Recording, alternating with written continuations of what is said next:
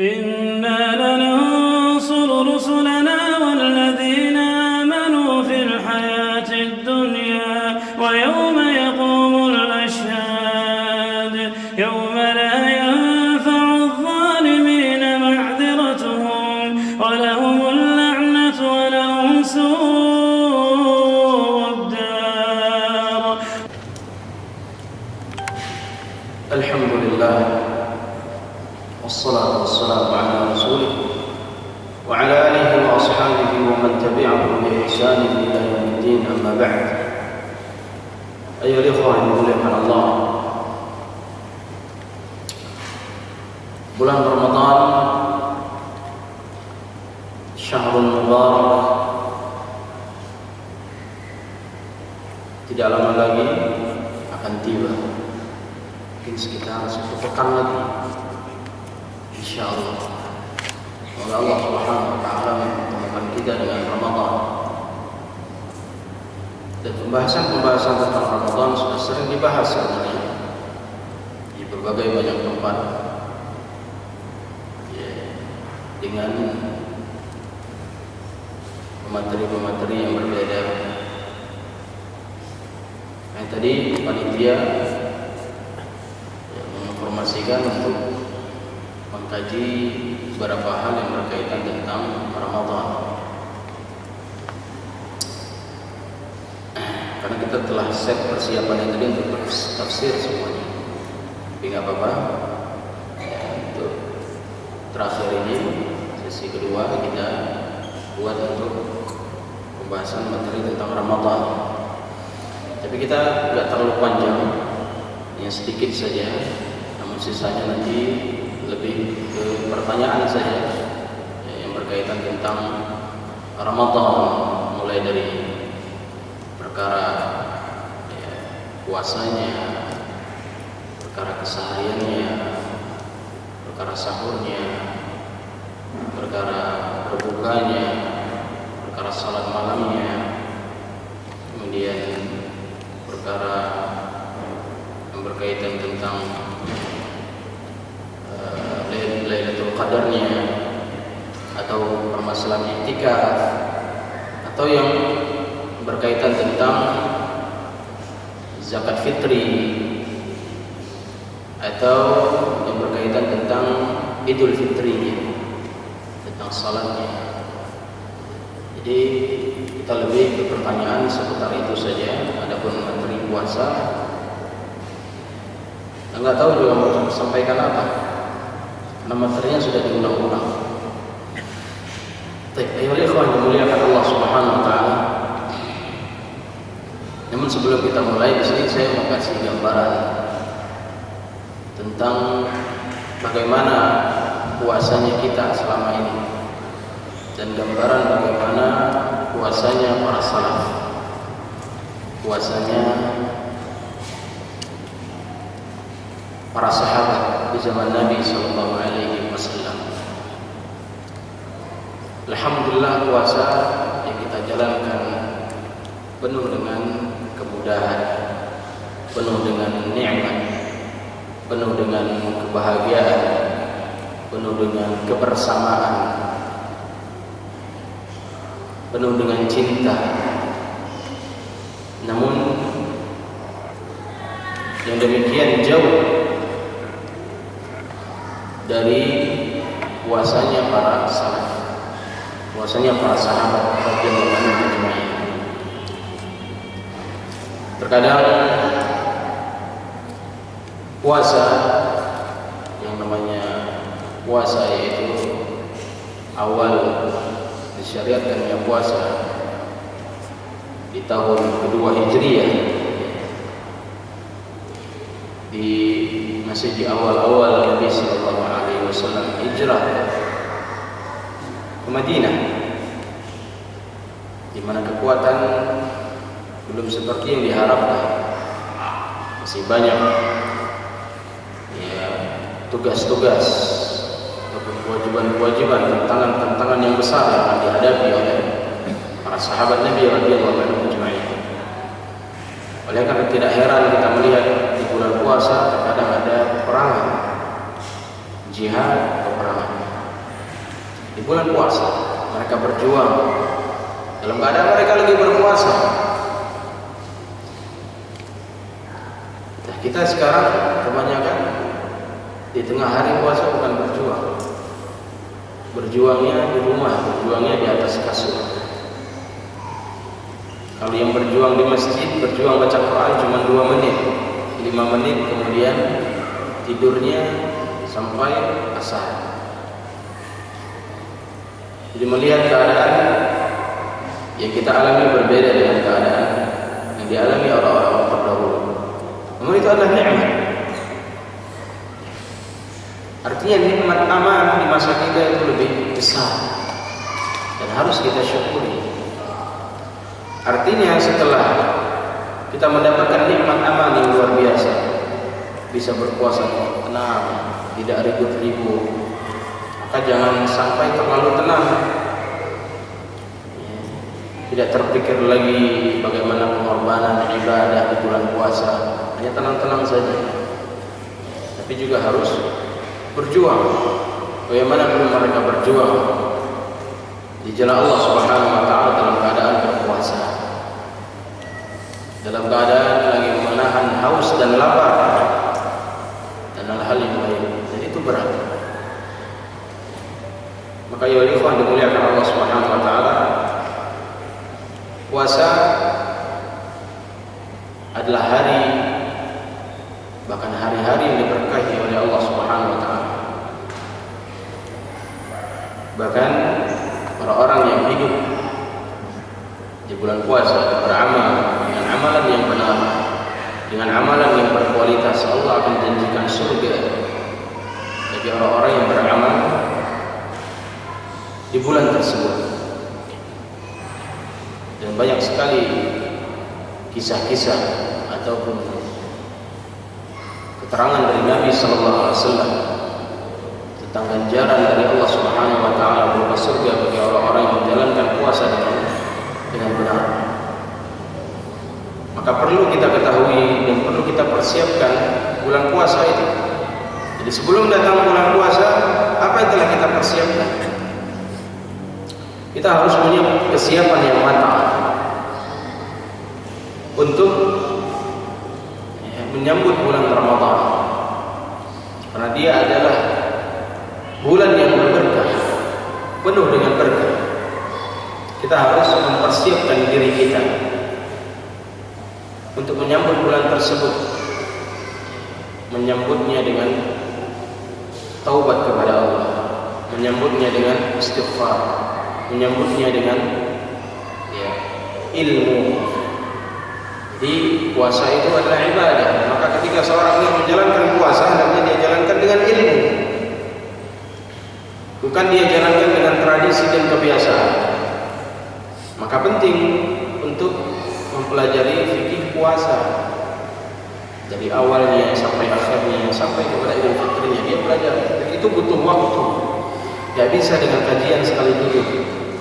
Dan itu harus kajian sedikit demi sedikit, hadis demi hadis yang dibahas.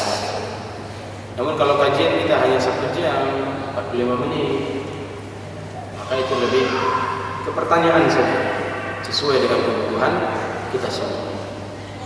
Ayo ikhwan dimuliakan Allah Subhanahu wa taala.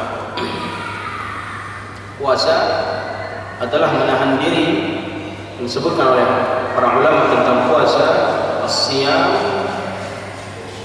huwa at-ta'abbud lillahi subhanahu wa ta'ala ma'al imsak 'anil akli wasyarb wa sa'iril mufattirat biniyatin min tulu'il fajr ila ghurubi syams min syakhsin makhsus wa bisyurutin makhsus.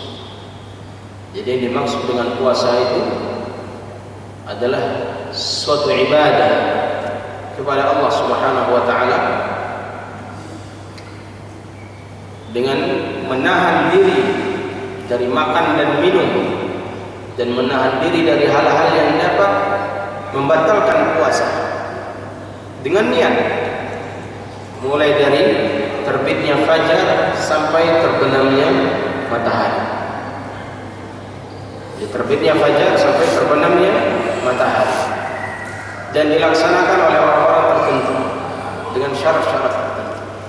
Jadi tidak semua orang bisa melaksanakan puasa, tidak semua orang bisa melaksanakan puasa, dan tidak semua orang itu wajib puasa. Kepada orang kafir jelas, kepada orang muslim ada juga orang-orang yang tidak diwajibkan puasa kepada orang muslim. Seperti orang yang sudah tua renta, anak-anak, orang yang tidak berakal, atau orang gila yang hilang akalnya, maka tidak wajib puasa. Maka ayat iman dimuliakan Allah Subhanahu wa taala. Ibadah puasa adalah ibadah yang besar. Maka ketika berbicara tentang ibadah, manusia itu harus fokus terhadap bagaimana caranya ibadah ini bisa diterima oleh Allah Subhanahu wa taala. Kan itu yang kita inginkan. Ketika berbicara tentang ibadah, kita harus fokus ibadah ini gimana caranya bisa diterima. Orang mau puasa, gimana caranya puasa aku sebulan ini bisa diterima oleh Allah. Orang mau haji, bagaimana hajiku ini bisa makbul, mabrur. Orang mau zakat, bagaimana zakatku ini bisa diberkahi dan diterima oleh Allah Subhanahu wa taala. Aku ingin salat, maka dia harus berpikir bagaimana caranya salat ini diterima. Salat ini diterima. Karena banyak kita salat, kita nggak tahu salat mana yang diterima. Maka Nabi SAW mengkhabarkan, kana rajul yusalli 60 sana walam tuqbal lahu salat, fala'allahu yutimmu ar-ruku' wa la yutimmu as-sujud wa yutimmu as-sujud wa la yutimmu ar-ruku'. Karena Nabi SAW dulu ada orang yang salat selama 60 tahun. 60 tahun salat, tidak ada satupun salat yang diterima oleh Allah Subhanahu wa taala. 60 tahun salat, namun tidak ada satupun salat yang diterima oleh Allah Subhanahu wa taala. Kenapa? Bisa jadi rukunya sempurna, bagus, namun sujudnya tidak sempurna dan tidak sesuai sunnah. Bisa jadi sujudnya bagus, sempurna, sesuai sunnah, tapi bisa jadi rukunya tidak sempurna, tidak sesuai sunnah. Jadi intinya apa? Kenapa tidak diterima? Karena tidak sesuai dengan yang diajarkan oleh Nabi SAW. Akhirnya salatnya tidak diterima. Akhirnya salatnya tidak diterima. Ada orang-orang di zaman Nabi SAW salat. Ada satu orang datang kepada Nabi SAW, dia salat. Dan Nabi SAW melihat dia salat. Setelah sahabat ini salat, dia salat. Kemudian mendatangi Nabi SAW, dia mengatakan Assalamualaikum. Dia memberikan salam kepada Nabi SAW. Kemudian Nabi menjawab Waalaikumsalam. Kata Nabi SAW, salli fa innaka lam tusalli. Kata Nabi, salat lagi, kau belum salat tadi. Artinya salatnya tadi salah. Dia wudu dan salat lagi. Setelah salam, dia jumpai Nabi, mengucapkan salam lagi, dan Nabi menjawab salamnya. Kemudian kata Nabi, salli fa innaka lam tusalli. Dia heran juga, kenapa saya salat lagi? Sudah 2 kali salat lagi. Yang ketiga kalinya setelah salam, dia datangi lagi Nabi SAW. Kata Nabi, salli fa innaka lam tusalli. Kau salat lagi, kau belum salat. Dia heran, ya Rasulullah, itu salat yang ketiga-tiganya adalah salat yang terbaik. Aku enggak tahu bagaimana salat yang lebih baik daripada salat tersebut. Fa'allimni, maka ajarkan aku bagaimana salat yang baik. Artinya ada beberapa gerakan-gerakan salat atau tata caranya yang tidak sesuai dengan apa yang diajarkan oleh Nabi SAW. Sehingga Nabi katakan salat lagi. Setelah dia letih, dia enggak tahu dari mana sisi salahnya. Akhirnya dia mengatakan, ya Rasulullah, alimni, ajarkan. Kenapa? Karena dia permasalahan ibadah, nggak bisa main-main, nggak bisa ikut-ikut. Begitu juga puasa. Puasa itu antara sahur dengan berbuka, antara sahur dan berbuka, antara sahur dengan berbuka itu ada amalan-amalan. Kemudian antara berbuka sampai sahur lagi itu ada amalan-amalan. Iya kan? Artinya bagaimana 24 jam itu antara sahur ke berbuka sampai ke sahur lagi. Amalan itu harus baik. Bukan banyak, harus baik. Kalau sudah baik baru perbanyak. Kalau belum baik jangan perbanyak, perbaiki dulu. Karena yang dinilai itu bukan banyaknya amalan, tapi baiknya amalan. Yang Allah anggap itu bukan banyaknya, tapi husnul amal, baiknya amalan. Baiknya amalan yang sesuai dengan syariat, sesuai dengan tuntunan Nabi sallallahu alaihi wasallam. Maka ayo ikhwan dimuliakan Allah Subhanahu wa taala, karena dia ibadah, kita fokus kepada itu. Bagaimana caranya ibadah itu diterima? Itu dengan cara mengikhlaskan beribadah kepada Allah Subhanahu wa taala. Ada sisi penting yang harus saya sampaikan di sini. Ikhlas kepada Allah Subhanahu wa taala dalam berpuasa. Bukan artinya kita hanya ikhlas dalam berpuasa, tapi tidak ikhlas dalam amalan lain, itu percuma. Ada orang yang mengatakan, saya sudah ikhlas puasa ini karena Allah, tapi masih melakukan kesyirikan. Ini enggak ikhlas namanya. Karena ikhlas itu meluas kepada seluruh amal, seluruh kegiatan dia kepada Allah Subhanahu wa taala. Dia berpuasanya ikhlas, tapi selain ada dosa syirik yang dia lakukan, sama juga puasa tadi terhapus karena dosa syirik. Jadi kadang orang tidak memperhatikan. Maka sering saya sampaikan sebelum masuk bulan Ramadan, bersihkan jiwa, bersihkan diri kita dari segala macam dosa dan maksiat, terutama dosa-dosa besar yang kesyirikan kepada Allah dan dosa-dosa yang lain. Karena syarat diterimanya ibadah itu ikhlas. Lihat bagaimana kisah Nabi Yusuf alaihissalam, orang yang disebut Nabi yang disebutkan oleh Allah Subhanahu wa taala dalam Al-Quran, Nabi yang ikhlas oleh Nabi Yusuf alaihissalam. Bagaimana keikhlasan dia? Dimanapun dia berada, dia ingat Allah Subhanahu wa taala. Dia tahu Rabbnya Allah Subhanahu wa taala. Sampai-sampai Nabi Yusuf dijebak di dalam satu rumah, masuk ke dalam kamar seorang wanita, orang kaya, dan disuruh untuk berzina dengannya. Nabi Yusuf menolak. Kenapa? Karena Nabi Yusuf ingat kepada Rabbnya Allah Subhanahu wa taala. Padahal para ulama menyebutkan Nabi Yusuf itu bukanlah orang yang tinggal di kampung itu, dia pendatang. Artinya apa? Kalau dia pendatang, dorongan untuk bermaksiat itu lebih besar, karena nggak ada yang kenal sama dia. Kalau dia melakukan kesalahan maksiat, keluarganya nggak malu, teman-temannya nggak ada yang malu, kerabatnya, saudaranya, familinya nggak malu. Kenapa? Nggak ada di situ, dia nggak dikenal. Jadi dorongan bermaksiat untuk melakukan hal tersebut sangat kuat, tapi Allah Subhanahu wa taala menjaga Nabi Yusuf alaihissalam. Makanya syaitan pun tidak akan bisa menggoda manusia, menggoda hamba-hamba Allah Subhanahu wa taala, yaitu hamba-hamba yang ikhlas. Makanya syaitan ketika berjanji kepada Allah Subhanahu wa taala, meminta untuk ditangguhkan umurnya sampai hari kiamat agar dia bisa menggoda seluruh Bani Adam, dia berjanji, ya Allah, aku akan goda, aku akan jerumuskan seluruh hamba ke dalam neraka jahanam untuk menemaniku, illa ibadakal mukhlasin, kecuali hamba-hambamu yang ikhlas. Apakah ikhlas hanya kepada satu amalan saja? Tidak, ikhlas kepada seluruhnya.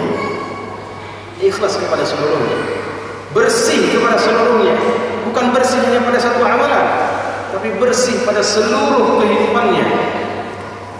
Ketika dia ibadahnya untuk Allah, beramal-amalnya untuk Allah, bersih segala-galanya. Maka orang demikian dia nggak akan bisa digoda oleh syaitan. Orang-orang yang ikhlas nggak akan bisa digoda oleh syaitan. Tapi kalau orang yang tidak ikhlas, baru goda sedikit, dipancing sedikit, disodorkan sedikit, disogok sedikit, dia akan tergoda. Namun ibadallah al-mukhlasin, hamba-hamba Allah yang ikhlas, mereka tidak akan tergoda. Mereka tidak bisa digoda oleh syaitan, baik syaitan dari kalangan jin maupun syaitan dari kalangan ins. syaitan dari kalangan manusia atau syaitan dari kalangan jin, tidak bisa menggoda dia ketika dia memang orang-orang yang ikhlas.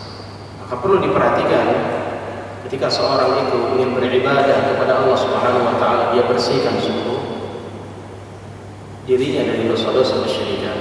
Begitu juga puasa, karena syarat diterimanya ibadah adalah ikhlas dalam menjalaninya. Ikhlas dalam menjalaninya. Dan syarat yang kedua, ibadah tersebut dia jalani sesuai dengan petunjuk Nabi sallallahu alaihi wasallam. Tidak boleh dia lakukan seenaknya. Tidak boleh dia melakukan seenaknya. Semua sudah diatur di dalam bingkai syariat. Maka fokuslah kita terhadap dua hal ini, terhadap dua syarat diterimanya ibadah, dan fokus kepada rukun ibadah. Rukun ibadah ada 3 rukun ibadah. Yang pertama ar-raja, yang kedua al-mahabbah, yang ketiga al-khauf. Rukun yang pertama ar-raja, berharap kepada Allah. Rukun yang kedua al-khauf, takut. Rukun yang ketiga al-mahabbah, cinta. Ini rukun ibadah. Syaratnya 2, ikhlas dan sesuai sunnah Nabi. Rukunnya 3, fokus kepada ini. Fokus kepada syarat yang pertama. Rukun yang pertama apa tadi? Ar-raja, berharap. Berharap apa? Berharap kepada Allah Subhanahu wa taala, berharap ganjaran. Karena berharap kepada Allah ibadah, berharap kepada manusia syirik.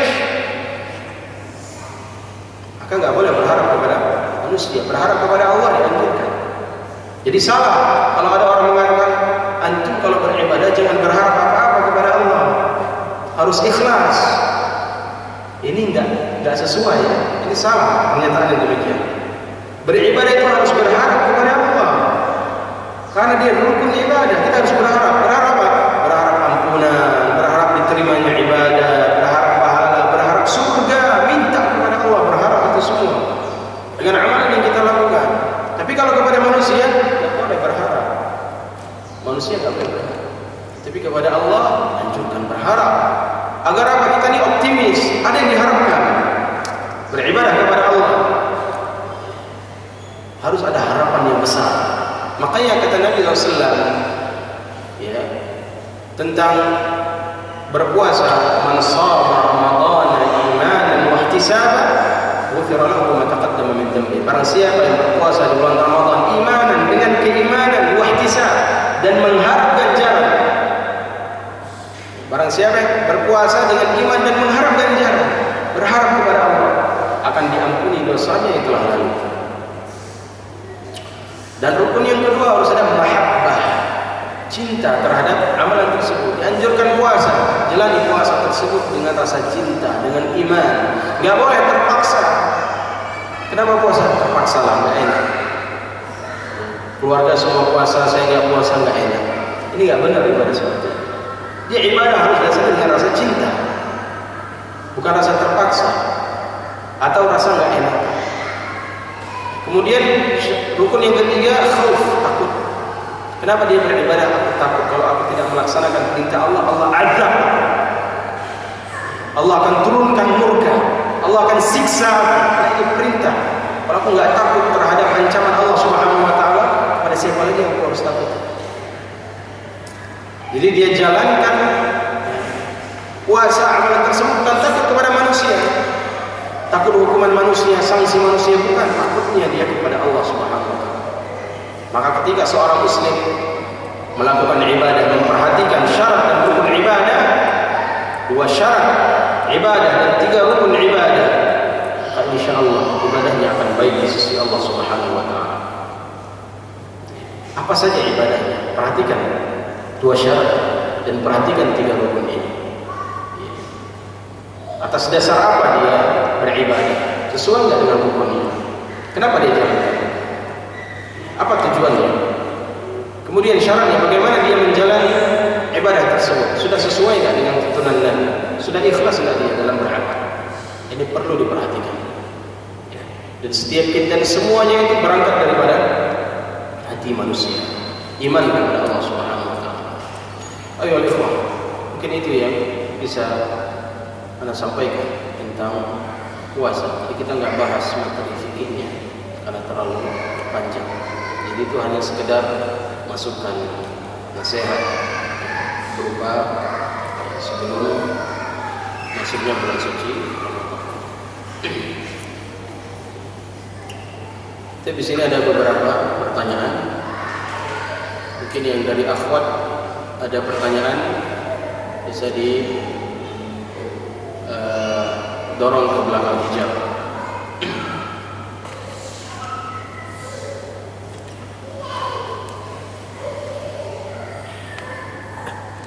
Di sini ada 3 pertanyaan. Apakah ada perbedaan antara sholat tarawih dan sholat malam atau sholat tahajud? Pada dasarnya keduanya adalah sama.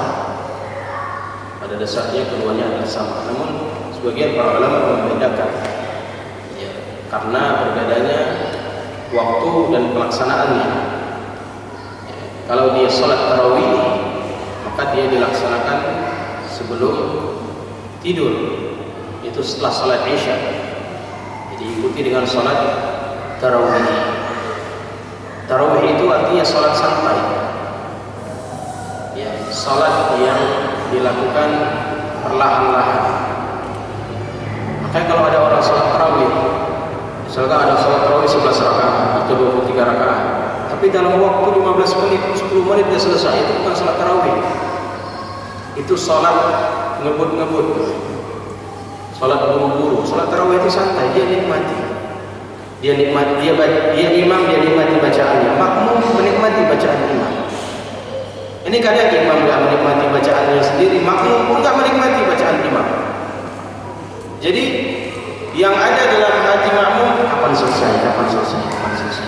Oh 2 lagi, oh 3 lagi, oh 4 lagi, oh 6 lagi. Yang ada di hatinya itu. Jadi ketika sholat itu yang ada di pikirannya itu menghitung rakaat. Nah, maka ini juga harus diperhatikan bagi orang-orang yang beribadah di bulan Ramadan. Ini ajang untuk kita memperbagus amalan kita dan hati kita di bulan Ramadan. Maka salat tarawih ini hendaknya dilakukan sebagaimana yang dilakukan oleh Nabi SAW. Maka dalam hadis Aisyah disebutkan tentang salatnya Nabi SAW, wala tas'al an tulihim wa husnihim. Jangan kau tanya panjang dan bagusnya. Artinya apa? Cukup panjang dan cukup bagus. Salatnya siapa? Salatnya Nabi. Wala tas'al an tulihim wa husnihim. Tidak perlu kau tanyakan panjang dan bagusnya. Sudah pasti panjang dan sudah pasti. Kalau salat kita sudah pasti pendek, singkat, dan cepat. Jangan tanya kecepatannya. Beda sekali. Jadi salat tarawih perlu diperhatikan.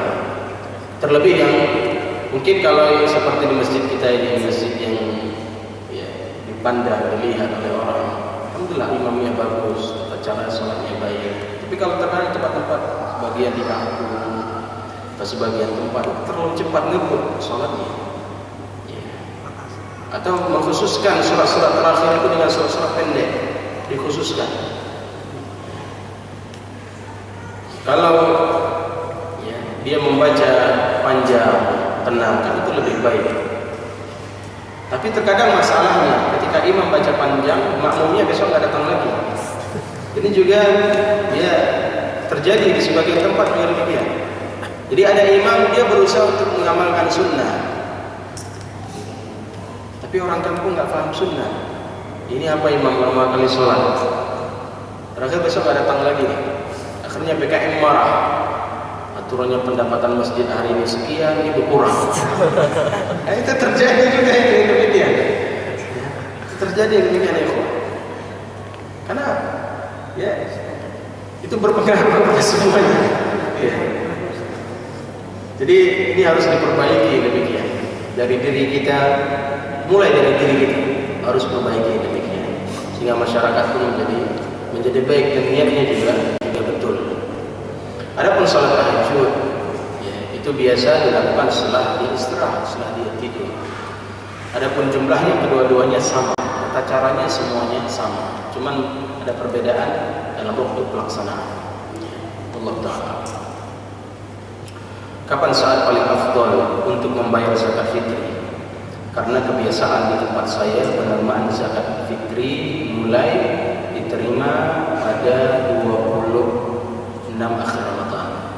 Tunjuki dalam hadis Nabi SAW menyebutkan tentang sebaik-baik zakat fitri tata caranya ditunaikan sehari atau 2 hari sebelum Idul Fitri. Sehari atau 2 hari sebelum Idul Fitri. Malam Idul Fitri atau sehari sebelum malam Idul Fitri. Itu ya waktu terbaik. Waktu terbaik di dalam menunaikan zakat fitri. Makanya ketika kita sudah dihadapkan dengan petunjuk yang demikian, maka jalankan petunjuk demikian. Jangan masukkan akal. Karena terkadang orang suka sekali masukkan akal. Ustaz, kalau malam lebaran dikasih, kapan orang itu masak? Yang gitu. Kapan orang itu belanja, siap-siap begini macam. Antum jangan pakai logika di situ. Antum jalankan saja perintah Nabi. Seperti logika lagi orang ya masalah bayar zakat fitrah dengan uang. Tuntunan Nabi bayar zakat fitrah dengan makanan pokok. Kalau makanan pokoknya beras, kasih beras. Kalau makanan pokoknya kurma, gandum, kasih gandum. Jangan uang. Ya, jadi jangan main akal lagi. Mereka kan butuhnya ya butuh uang, bisa beli beras, beli daging, beli segala macam. Jangan main akal di situ. Karena kalau Nabi bilang ya pakai beras, jangan main akal. Kalau mau diikuti kebutuhan manusia, banyak kebutuhannya. Sekalian aja belikan kompor. Ya kan? Belikan kompor, beli yang lain-lain. Kalau mengikuti kebutuhan. Karena orang banyak seperti itu. Kalau kita kasih beras, emangnya mereka ayam? Emangnya mereka burung makan beras? Mereka butuh daging, butuh minyak. Sekalian aja belikan yang lain. Peralatan dapurnya kasih semua. Jadi jangan bawa akal di situ. Ikuti aja tuntunan Nabi. Kalau Nabi suruh makan kompor, sudah bisa. Kalau Anda mau kasih uang yang lain, uang tambahan, ini ada zakat, ini ada bonus, silakan, nggak apa-apa. Anda berbuat ihsan. Anda berbuat ihsan nggak apa-apa, ada lebihnya. Tapi ingat, jangan kasih sembarangan orang, nanti uangnya dibeli rokok atau dibeli hal-hal yang tidak bermanfaat. Jadi ada sisi-sisi masalah lain kenapa Nabi SAW memerintahkan untuk memberikan makanan pokok. Karena kalau uang bisa saja nanti dia nggak amanah. Uang itu dipakai apa? Tapi kalau beras mau nggak mau harus dia makan. Apalagi dia orang yang miskin. Karena zakat fitri kan untuk orang yang miskin. Nggak mungkin dikasih beras, kasih ayam aja dia sendiri butuh, nggak mungkin. Jadi jalankan sesuai dengan petunjuk Nabi SAW. Kalau Nabi mengisyaratkan, ya, bagaimana kalau bayar di malam 26, malam 27 boleh, tidak ada masalah.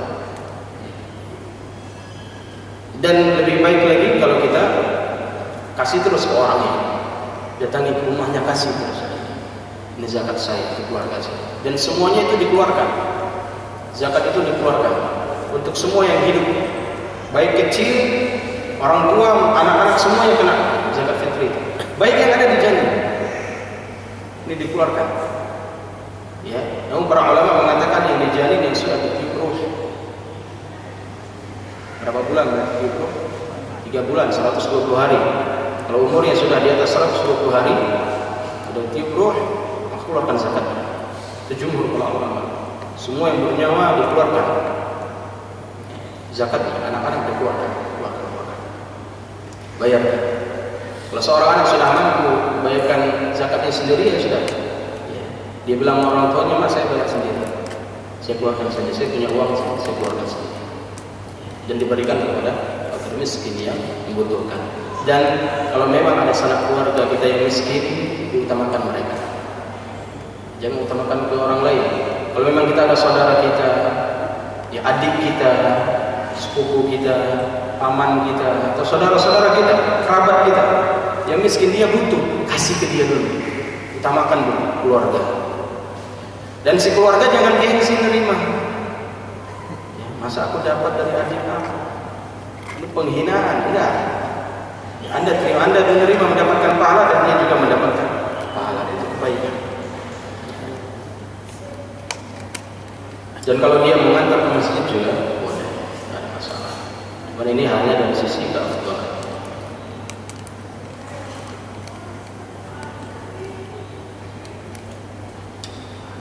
Haruskah seorang istri meminta izin kepada suami jika ingin bersedekah, mengingat duit tersebut adalah milik suami?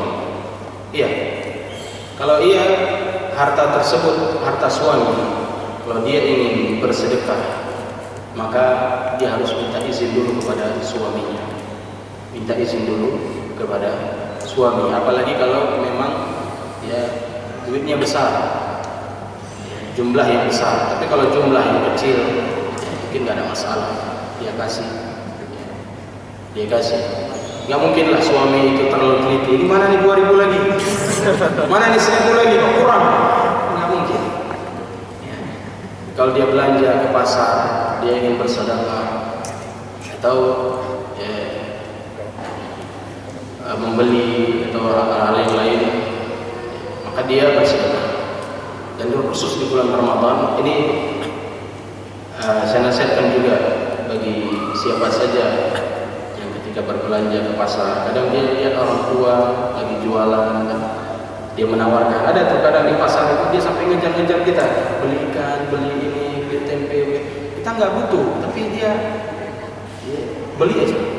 Untuk beli aja barang sepotong dua potong beli, biar hatinya senang walaupun kita nggak butuh, tapi kita menolong.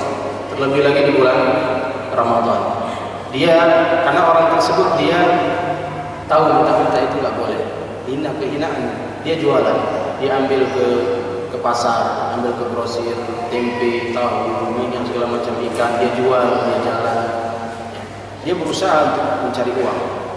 Maka kalau dia sempat udah ngejar antum dan antum punya uang lebih dan bisa beli, maka beli. Walaupun nggak banyak, beli aja sepotong, dua potong. Yang penting ada, membantu.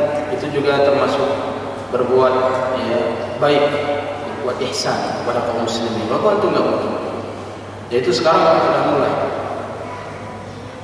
banyak yang demikian. Kadang nenek-nenek, kadang cuaca hampir hujan seperti kemarin.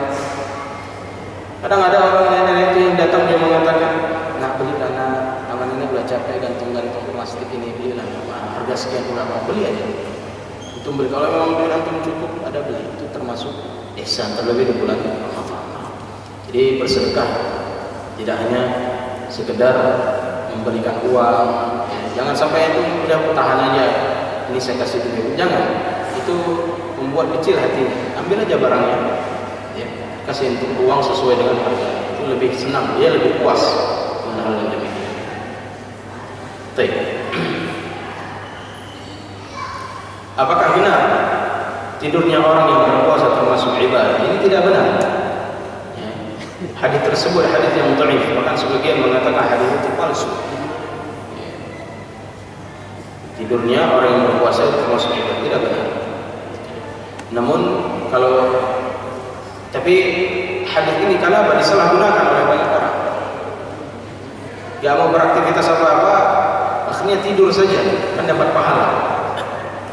Yang tidur sebagai ibadah itu tidur karena dia lelah, dia ingin beristirahat dan dia niatkan istirahat tersebut bisa memulihkan lagi staminanya dan dia bisa melanjutkan ibadah kepada Allah. Itu nilai ada ibadahnya, dia mendapat pahala.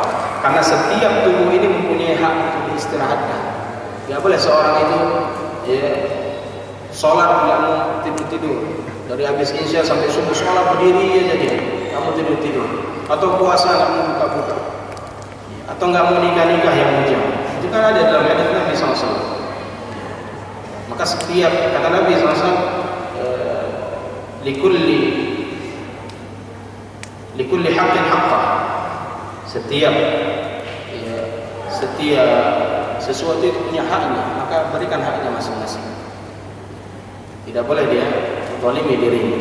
Tapi kalau tidurnya orang yang berpuasa termasuk hadisnya tidak benar.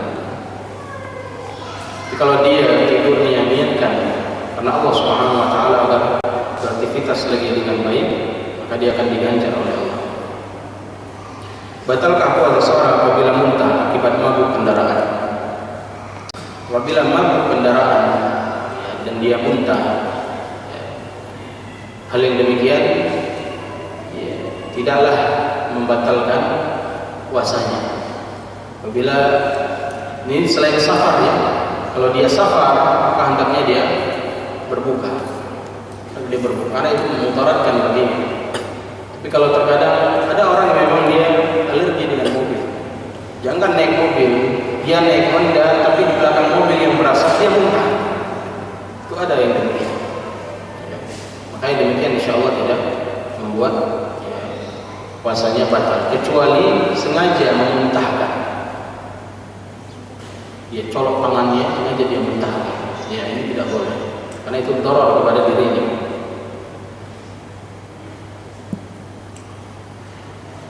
Apakah ada perbedaan? Ini sudah.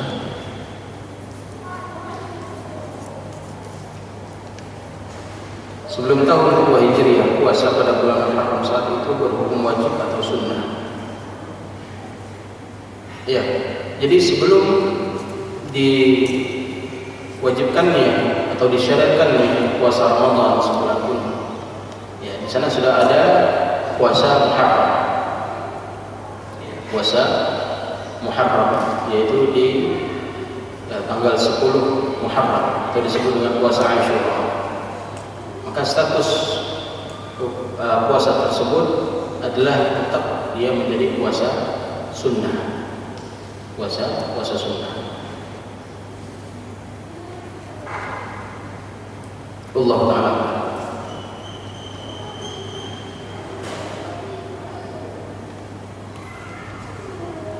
Bagaimana hukum i'tikaf di masjid atau menasah yang hanya tegak sholat maghrib, isya, subuh saja? Tempat yang tidak tegak sholat maghrib, tidak tegak sholat 5 waktu secara sempurna, tidak bisa dijadikan tempat i'tikaf. Karena tempat yang bisa dijadikan tempat i'tikaf adalah tempat ibadah yang dia rutin melaksanakan sholat 5 waktu di situ. Karena orang niatnya i'tikaf itu taqarrub kepada Allah Subhanahu wa taala. Kalau dia mau i'tikaf di situ, namun sholat zuhurnya enggak ada kecuali dia yang melakukannya, ini kan enggak bisa. Berarti ada kurang dia di situ. Karena juga sholat jamaah semakin banyak jamaahnya, semakin banyak pahalanya. Semakin banyak jamaahnya, semakin banyak pahalanya. Maka pilihlah tempat yang memang yang ingin dijadikan target untuk sholat, untuk i'tikaf, maka masjid-masjid yang aktif sholat 5 waktunya, dan lebih afdal lagi ada sholat jum'atnya, masjid-masjid. Bagaimana hukum menentukan waktu buka puasa melalui aplikasi jadwal azan yang ditentukan pemerintah? Aplikasi atau jadwal azan yang ditentukan pemerintah saja tanpa menunggu azan maghrib waktu sudah. Cara berbuka puasa itu dengan mendengar azan, dengan mendengar azan maghrib, bukan dengan beduk, bukan dengan sirene, bukan dengan aplikasi. Semuanya dengan azan di tempat dia tinggal sesuai dengan waktunya, sesuai dengan waktunya. Maka kalau tidak ada azan, gimana caranya? Maka dia bisa melihat waktu, karena pengertian puasa tulu'il fajr ila ghurubish syams. Kalau memang syams sudah ghurub, sudah terbenam, dan itu memang sudah waktu maghrib, maka dia berbuka. Kalau memang tidak terdengar azan di situ. Tapi hendaknya setiap tempat itu ada yang memandangkan azan. Gimana bulan Ramadan enggak ada menggunakan azan? Kan ini lucu. Maghribnya enggak jalan, maka semua memikirkan ataupun mementingkan perut masing-masing. Kemudian masjid dia tinggalkan.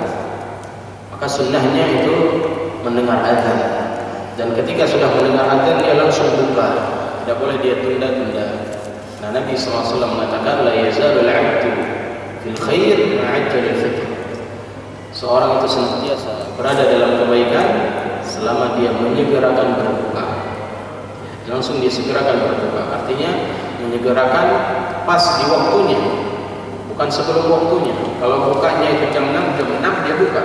Gak boleh dia mengatakan tanggung ini sedikit lagi sampai rumah, tanggung ini sedikit lagi ada kerjaan, tanggung ini begini. Langsung berbuka, baru dia lanjutkan aktivitasnya.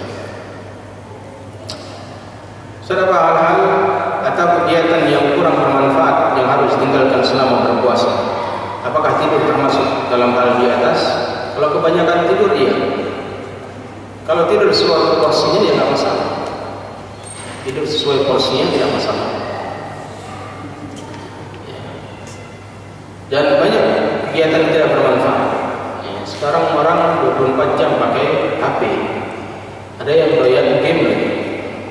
Bahkan orang-orang tua doyannya game, kalah anak-anak.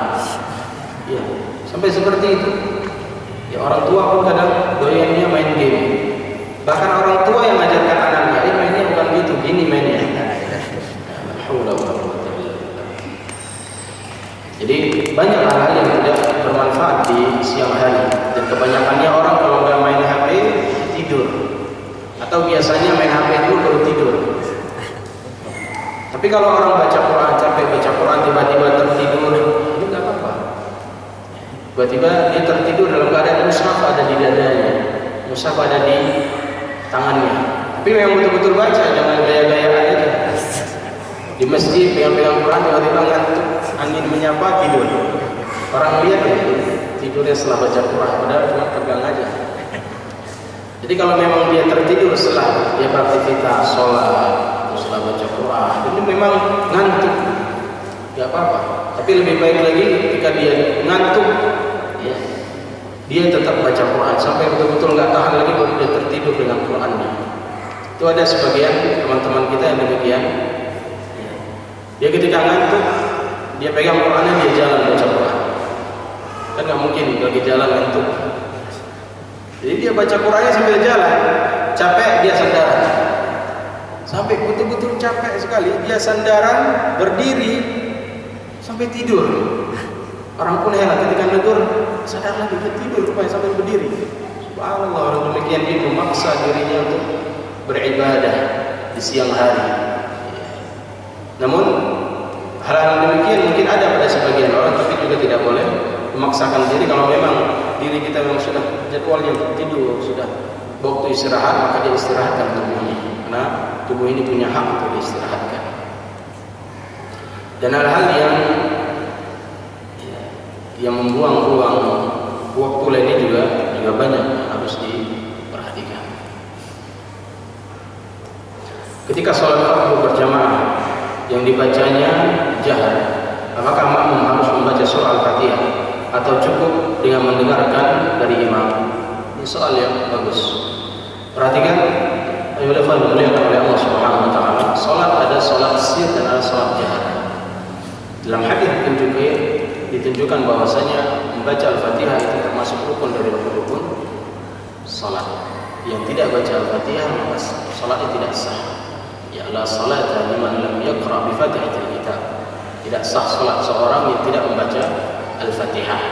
Maka dalam hal ini terdapat beberapa pendapat para ulama tentang membaca Al-Fatihah.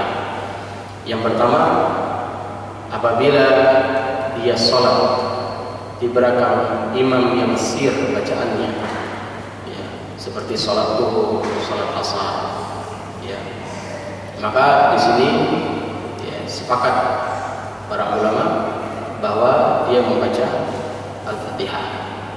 Dia membaca Al-Fatihah. Nggak boleh dia bengong aja di belakang imam. Imam bengong dia bengong. Imam diam dia pun diam. Imam diam maksudnya imam nggak terdengar suaranya. Dia pun diam juga, tapi dia baca Al-Fatihah dan setelah Al-Fatihah dia baca ayat. Namun dalam perkara salat jahar di sini terdapat perselisihan. Kalau salat sir nggak ada perselisihan. Ya, semuanya baca Al-Fatihah, baik imam maupun makmum. Namun dalam salat jahar di sini yang terdapat silang pendapat para ulama. Ada yang mengatakan ya tetap baca Al-Fatihah. Ada yang mengatakan tidak membaca Al-Fatihah karena Al-Fatihahnya imam termasuk Al-Fatihahnya makmum. Yang mengatakan tetap membaca Al-Fatihah ini berdalil dengan hadis Nabi sallallahu alaihi wasallam, la salata liman lam yaqra bi Fatihatil Kitab. Tidak sah salat seseorang yang tidak membaca surah Al-Fatihah. Jadi walaupun imam membaca surah Al-Fatihah, kita juga baca. Baik kita baca sebelum imam atau baca sesudah imam, ya, Al-Fatihahnya. Kemudian yang mengatakan tidak perlu membaca Al-Fatihah, ya, itu berdalil dengan ayat Quran. Idza quri'a al-Quran fastami'u lahu wa ansitu la'allakum turhamun. Apabila dibacakan Al-Quran kepada kalian,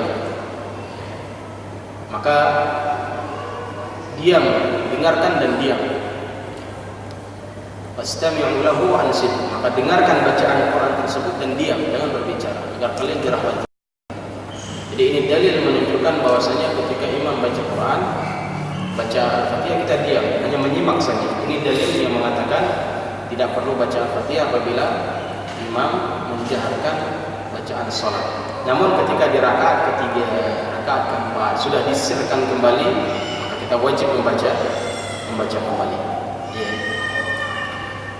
Ini silang pendapat di antara para ulama. Namun banyak, ya, di kalangan para ulama yang mengatakan tetap wajib membaca surah Al-Fatihah. Jadi agar terlepas daripada khilaf tersebut, ya, kita membaca surah Al-Fatihah, baik yang sir maupun yang jahat. Namun sekali lagi itu adalah terdapat silang pendapat para ulama.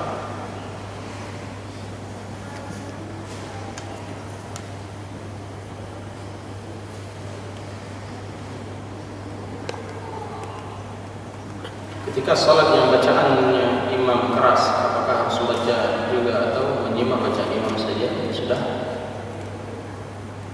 Kalau bacaannya keras, maka dia cukup menyimak saja. Kalau dia membaca juga boleh. Bagaimana adab setelah membaca Al-Quran? Kebiasaan saya diajarkan sejak kecil membaca Sadaqallahul Azim.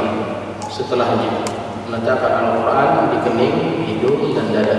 Kening, hidung, dada. Tolak pencerahan. Nah, setelah membaca Al-Quran, pengucapan Sadaqallahul Azim ini tidak sahih datang dari Nabi SAW. Syekh Shalih Fauzan pernah ditanya tentang hal tersebut. Sadaqallahul Azim itu ucapan yang baik, itu ucapan yang benar, tapi tidak diterapkan pada setiap kali seorang itu selesai baca Quran. Namun bisa diterapkan sesekali ketika seorang itu membaca firman Allah. Misalkan dalam khutbah Jumat, menerangkan tentang satu ayat dia baca, dia mengatakan Sadaqallahul Azim, maha benar ucapannya Allah Subhanahu wa taala, atau Sadaqa Rasulullah Al-Karim. Maka demikian. Tapi kalau mengkhususkan Sadaqallahul Azim setiap kali membaca Al-Quran, selesai membaca Al-Quran, ini tidak ada tuntunannya dari Nabi Sallallahu Alaihi Wasallam. Atau ada pun lafaz kalimat tersebut Sadaqallahul Azim, lafaz yang benar, maknanya benar, namun penerapannya, jadi yang perlu diperhatikan, tidak diterapkan pada setiap kali selesai membaca Al-Quran. Dan bagaimana adabnya setelah baca Al-Quran? Setelah dia baca Al-Quran, selesai dia letakkan Al-Quran di mana dia ambil di tempat yang tinggi tadi, letakkan lagi di situ, dan tidak perlu ya mencium ataupun ini kan harus ada dalil, dan dalilnya itu tidak ditemukan. Allahu a'lam, sepandang yang saya lihat, ya saya tidak pernah menemukan dalil tersebut. Kalau di kening, hidung, di dada. Yang saya lihat itu kebiasaan orang kafir di dalam ya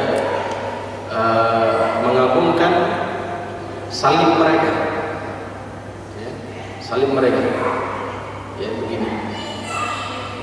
Sedangkan Al-Quran tidak ada cara yang demikian. Ya Allah alam, itu tidak pernah kita dapati. Kalau diajarkan demikian, tanya petunjuknya dari mana, ya, biar bisa dicari, ditelusuri. Kalau tidak ada, maka ditinggalkan. Bagaimana jika beramal mengharap ganjaran dunia dari Allah Subhanahu wa taala? Ketika seorang mengharap sesuatu semuanya kepada Allah Subhanahu wa taala boleh-boleh saja.